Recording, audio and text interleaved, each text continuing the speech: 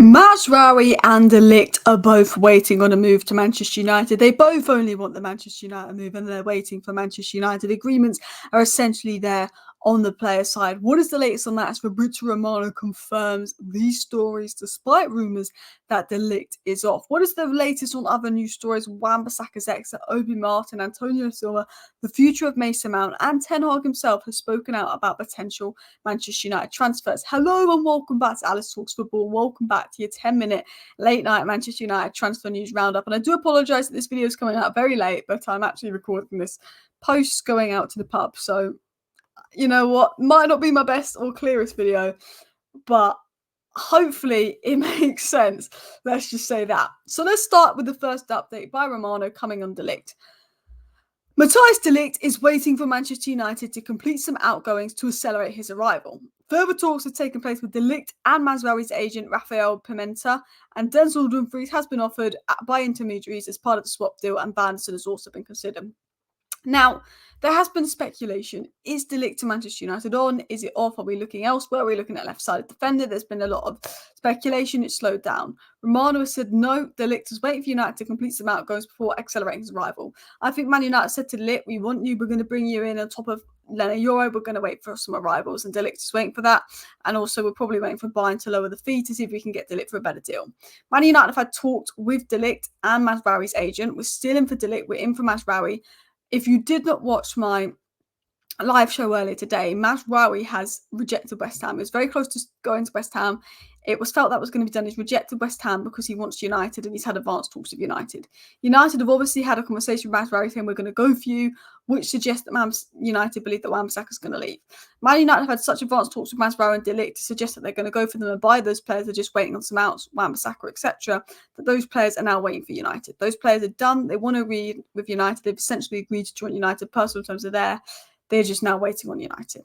They're waiting for United to complete some outgoings so they can accelerate the arrival. We've now got Mazraoui and de Ligt with the same agent, both at Bayern Munich, saying, okay, let's wait for United to sell these players so they can go for us. Essentially, those players are ready for United. We looked at Dumfries, he's been offered to us, but it doesn't seem anything's advanced. We also looked at Vanderson, but I think the one question mark over Vanderson is going to be obviously his price. He could be a little bit out of range. So what else has been said?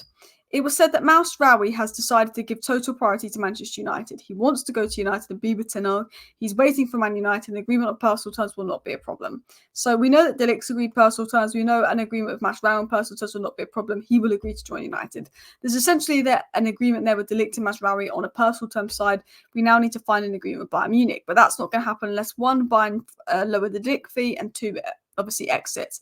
And I think both players very much want United. They're giving the green light to United. They want United to move. They're now waiting for United to sell. Now, Wan-Bissaka has interest from West Ham and Inter. We're going to dive into that in a second. It feels like Wan-Bissaka will go. But what I like is that de Ligt has rejected other Premier League clubs and other Champions League clubs for Manchester United. Mazraoui has rejected other clubs for Manchester United. The fact that Xerxes had an agreement with AC Milan, joined United. Lena Euro only wanted Real Madrid, joined United. De Ligt has had offers from Liverpool, apparently, PSG, other Premier League clubs, other Champions League clubs, and only wants United. Will wait for United despite the fact that we're stalling this deal because we're clearly working on other things. We then have updates coming in that, Mazraoui who was very close to joining West Ham, it felt that Mazraoui to West Ham would be done, has now given total priority to United. United obviously had some kind of conversation with Mazraoui and said, hold off on the West Ham move. We need to sell Wan-Bissaka. He could go to West Ham. He could go to Inter. We believe he'll be sold. We're going to get you. And I think Mazraoui will be a United player because I think the fact that he wants to leave Bayern for game time, but he was so close to going to West Ham and then stop last minute, for me, says something's gone on with United. I think de Ligt and Mazraoui believe and are confident that they're going to move to United. De Ligt and Mazraoui have agreed to join United. They essentially believe they're going to be United players and they're rejecting other clubs waiting for United.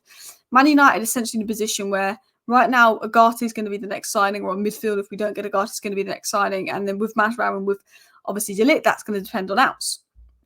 So we're saying, look, we need to get our midfielder in, and then depending on outs, we're going to get you two. But essentially, we're ready to do a double deal for Mazraoui and de Ligt. Agree something will buy, and personal terms will not be an issue. Both players are waiting for United. And I think Mazraoui is definitely an upgrade on Dumfries.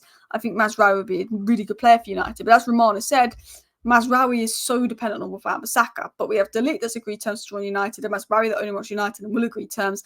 Essentially, we've got the agreement on the player side there with de Ligt and Mazraoui. We now need to agree something with Bayern Munich, which could take time because of situations ongoing. Obviously, one of the feelings going on with Mazraoui is it's not going to be done unless we get money for Wan-Bissaka. So what is the news? What is the update on Wan-Bissaka? The third option considered by United for the right-back position is Vanderson. Contracts have been made with the agent, but the option is considered too expensive, and that Mazraoui wants to work under Ten Hag again. We've obviously looked at Frimpong, probably not the right profile. We've looked at Dumfries, probably not the right profile. Third is one that we've been linked to, but not by tier 1 sources. So it's all kind of narrowing down to Mazraoui. As David Ornstein says, Mazraoui to West Ham is off. He wants United. Nothing is advanced, but Santi, David Ornstein, Florian Plettenberg have all said Mazraoui basically wants United. Romano said that as well. He's clearly waiting for United. So United clearly believe Wan-Bissaka is going to be sold. He wants to work under Ten Hag again. Now, what has been said on Wan-Bissaka's sale?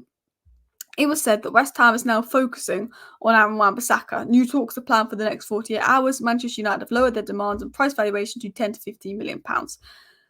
The relationship between West Ham and Wan-Bissaka's agent is excellent, so the track record could be reactivated, but it depends on the player. Wan-Bissaka obviously turned down West Ham to join Inter Milan, and then there was talks of a swap deal happening. If Manchester United don't believe they're going to get 15 million from Inter Milan for Wan-Bissaka because they don't want to bring in Dumfries anymore, apparently, they will then look for that from West Ham. There's a belief that Wan-Bissaka will be willing to open to joining West Ham, be willing to join West Ham, and West Ham will be willing to pay around 15 million. I think Wan-Bissaka will leave United in the next week. I think he will be the next exit. It'll be a bit sad to let Wan-Bissaka go because I do like him as the second option at right back, but I can understand 1 year left on his contract, wanting to get cash from letting him go. And I think once he's gone, Mazraoui will heat up. I think Ligt could take a bit longer. It could depend on Lindelof. It could depend on the midfield situation. It could depend on further outs. But I think that Wan-Bissaka is looking increasingly likely that he will leave Manchester United, and Mazraoui is set to be the replacement. Now, if we don't get Ligt, we have been linked to other centre-backs, Bremer and Asio. Obviously, Gay have been centre-backs we've linked to in the past, but that does not look likely. Two recent centre-backs we've been linked to is Trevor Chalobah and Antonio Silva. Now, Antonio Silva at the beginning of the window was probably, if you look at the links back in September, October, November, was probably one of United's main targets. It was said that Manchester United are considering a move for Benfica centre-back Antonio Silva. He has a release cost of £84 million, but United are convinced they can negotiate him for a much cheaper deal. There's a feeling that Benfica will sell this guy for £50 million. Now, Benfica, who don't really like to sell their stars unless they're going to get a fortune, could be selling this guy for £50 million, because if I'm going to be honest, he's not been amazing at Benfica come second half of the season. I think Antonio Silva is a great centre-back. In fact, I think Antonio Silva is a fantastic centre-back that has unbelievably high potential. But I also think, he's not Premier League ready. He's not quite ready yet, and he's not the signing Manchester United should be making. So I do think that, we're probably not in for him. We're looking elsewhere. But Man United apparently having talks for him. Now, he was obviously top of United's list, but then we got Euro. He's not the most physical. He's probably not the kind of centre-back we need. But a Man United seeing if they can get for a cheaper price. Are we looking at Chalobah, or is this a game to get the Ligt deal negotiated down?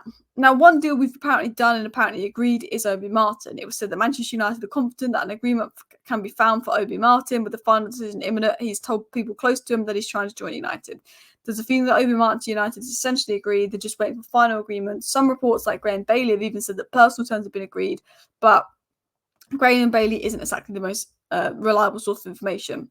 There's a feeling that Obi Martin's agreed. There's a feeling that obviously United want Ligt, and that could be done. They want Mazraoui, and that could be done. And they want Agate, and that could be done. They could be the final 3 signings of the window.